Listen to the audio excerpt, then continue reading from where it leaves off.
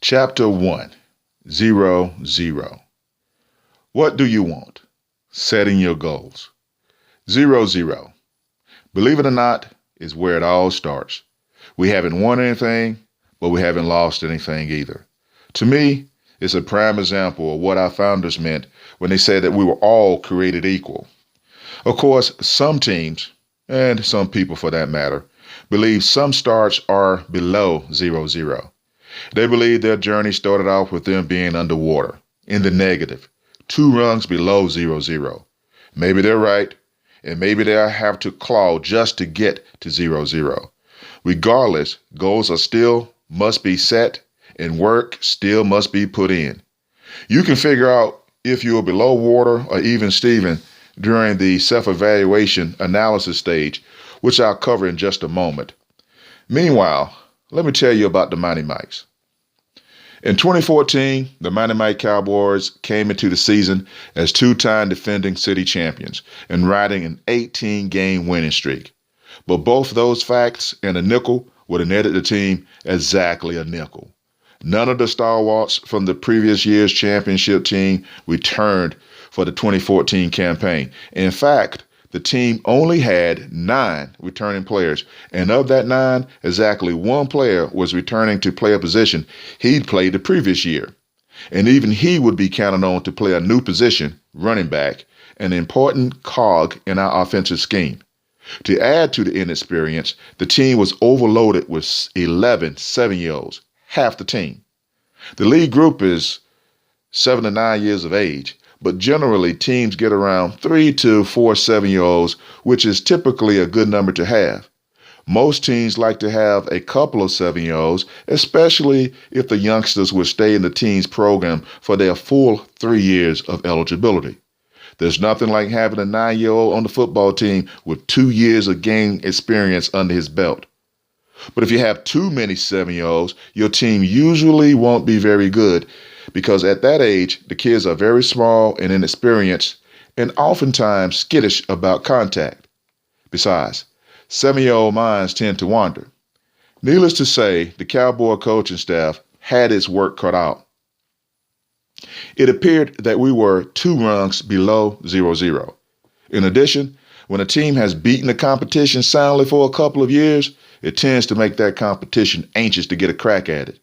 You can rest assured that none of the other teams in the league felt any sympathy for the young Cowboys. Those teams were no doubt biting at the bit to get to the boys. Conventional wisdom was that the two-time defending champs were finally going to get their comeuppance. So, what was the Mighty Mike Cowboys' expectation at the start of the preseason practice? Well, to win it all, of course. There was no reason to set it any lower. The coaching staff and 9 of the current players had gotten a taste of winning it all. Why on earth would a goal be set at anything less than a championship? Was it a realistic goal? Sure it was. We had just as much of a chance as anyone else. Was it a likely goal? Well, to be honest, based on our youth and inexperience, it probably wasn't. But that didn't stop us from setting it. Remember, unlikely doesn't mean impossible. Our goal was simply set just beyond the highest point of reachable. If you want to accomplish greatness, then you too must set high goals. Just because the highest points are just beyond the highest points are reachable. However, the coaching staff was under no illusions. We knew that where the team stood and where we wanted to go were at the 2 furthest points from each other. We understood that getting to the highest point of reachable would be hard and that getting just beyond that would be extremely difficult and unlikely. But nevertheless, we believed it was doable. It was lofty thinking for sure, but we believed it could happen. We just had to get to work. Self-evaluation and analysis. Did I mention that our team was extremely young and inexperienced? Well, it was true. As a coaching staff, during the first week of practice, we evaluated each player on the team.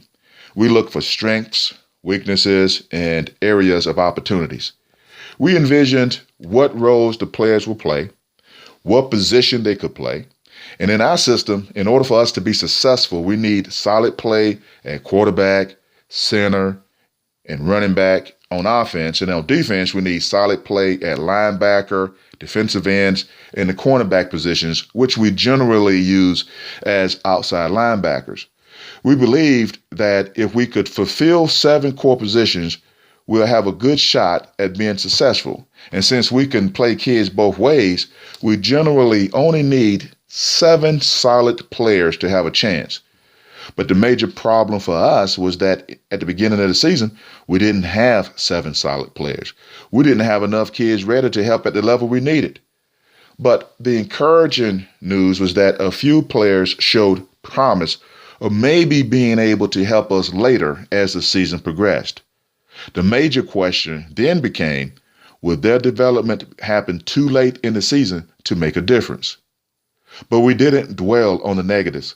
We focused on the positives and what we needed to do to realize our goal of winning a championship. No matter where you are in a game of life, you'll need to do a self-evaluation. What are your strengths and weaknesses? Where do you need improvement? What are your most valuable and useful skill sets? Next, you'll need to determine where you are, where you want to go, and if you have the tools to get there. And if not, then you need to figure out how to get those tools. Do you need to go back to school? Do you need to take online courses? Or maybe you'll need a mentor or to become an apprentice. Or maybe you just need to practice and hone the skills you already have. Whatever it is, you need to determine it right away and then get to work. So, where are we now? We set a goal at just beyond the highest point reachable. We evaluated where we were in relation to where we needed to get to in order to achieve our goal, the championship in the case of the Mighty Mites. Remember, set your expectations and goals high, just beyond the highest points reachable. You can't reach the top of the mountain if your goal is only to step over an anthill. If you don't reach the top of the mountain, remember that even a third of the way up the mountain is still high off the ground and far from where you started. The point is, sometimes you have to dream the impossible dream, and you have to have a great tool in which to do that, your mind. Your mind is the one place where everything can be perfect and you can be flawless in your execution.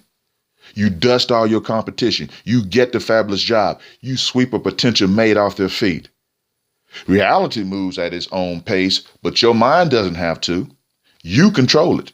Positive thinking works. Remember, getting what you want starts with visualization.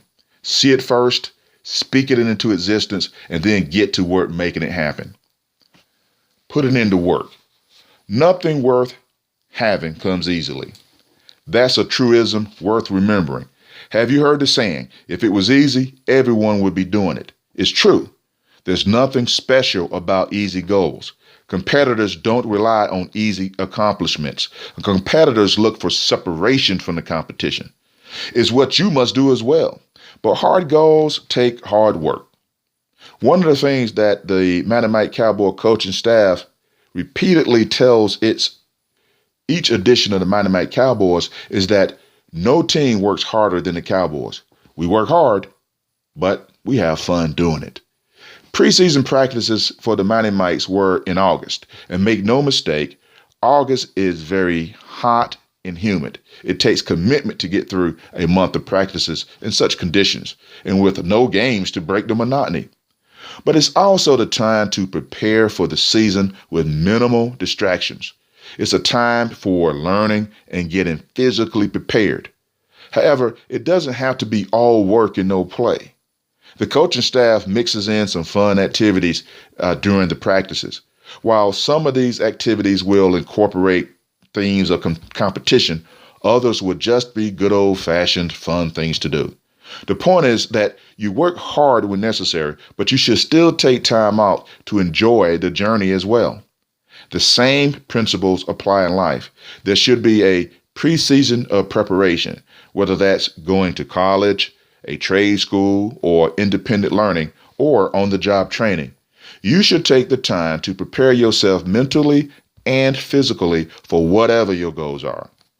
Someone once said that luck is when preparation meets opportunity. The moral is always be prepared. In lockstep with working hard is working smart. Don't waste time on unnecessary things. If you've already become a skilled typist, should you take a first year course in typing? The answer is obviously no. Doing so would be a complete waste of your time and effort. Sure, you will likely get a good grade, but what would be the ultimate benefit? So don't waste time working hard in areas you've already mastered. Use your time wisely and work on gaining new skills and experiences. Be smart in pursuit of your goals. Of course, you should always hone and improve your skill sets. There's nothing wrong with a skilled typist taking an advanced course in typing or working hard to improve proficiency. In fact, it's the prudent thing to do in order to stay ahead of the competition. During the Mighty Mites preseason practices, the coaching staff realized that the cupboard wasn't entirely bare. We had a couple of players who were very good tacklers and blockers. The challenge was to make them better tacklers and blockers without boring them with techniques they'd already mastered. One of the things we tried was having some of the returning players help teach some of the newcomers. We found that this was an excellent way to help the returners improve their own techniques. In essence, the returnees were able to improve their skill sets without having to take tackling and blocking 101. This was also helpful in empowering some of our older, more experienced players. I'll talk more about empowerment a little later in the book. You must challenge yourself in order to succeed. Don't look for the easy way out. Be willing to push yourself to greater heights. Don't get to the point of thinking that you know everything about anything. Winning competitors will improve on skills already mastered while constantly trying to learn new skills. You should do the same. When Michael Jordan first entered the NBA, there was a question mark about his ball handling. Michael Jordan didn't like question marks, so he worked tirelessly to improve his ball handling. Eventually, he'd gotten so good that one season his coach moved him to point guard, where he handled the ball extensively. When Stephen Curry was in high school, he had a pretty good jump shot, but his father saw that his son's release point would probably make it easier to get the shot rejected as Stephen moved up in competition. The solution? Change the release point. Stephen Curry worked tirelessly to change his shot, to improve it. The result? Stephen Curry is well on his way to being the best jump shooter in the league, or that the league has ever seen. The Mighty Mite coaching staff used that same principle in preparing the team for the upcoming season. We challenged players to get better in areas they were already good in, as well as in areas where they needed improvement. Our mantra was never satisfied. Competitors are never satisfied. They understand that yesterday's greatness can easily become tomorrow's futility. A major challenge in preseason practice is keeping the team focused on the task at hand, which is simply learning and getting better at the basics of football. For all the fanciness of offenses like the pro style or triple option, or defenses like the 46 or the Tampa 2, football remains a very simple sport built on a foundation of blocking, tackling, and hitting. If a team can't do those simple things, no fancy scheme will help them be successful. If the offense can't master firing out the ball on the snap count, or the defense isn't disciplined enough to move when the offensive center moves the ball, the team ultimately will not be successful. During the month of August, we're constantly drilling those concepts over and over again. To players, it's monotonous and as boring as watching their grandfathers paint a wall. To coaches, it's very much necessary and the key to our success. Again, the same principles apply to real life. You should endeavor to learn the basics of life. If you can't manage a checkbook, what good does it do for you to earn a bigger paycheck? If you can't budget your money well enough to pay your rent or light bill, a big house would do you absolutely no good. Simple things like balancing a checkbook, budgeting, etc., are building blocks to the bigger things life will have in store for you. So stay focused on the task at hand and the skill sets you're presenting, learning, and hopefully mastering. A good way to help you stay focused on the current task of learning a new skill or improving upon existing skill sets is to set short-term goals. In Mennonite football, a short-term goal could be something as simple as getting in shape enough to run 2 extra sprints by week 2. Setting short-term goals give you an opportunity to get some initial success. Success inspires success. Once you taste a bit of it, you'll want more and you'll work harder to achieve it. Everything is geared toward achieving the long-term goal. In the case of the Mennonite Cowboys, that was winning a championship. For you, it could be getting your dream job or your dream spouse. Whatever your goals are, you should set aside a time period for concentrated work and study, preparing yourself mentally and physically. After this preseason work is done and you put in the necessary work, you should then be ready to begin your seasonal journey. End of chapter 1.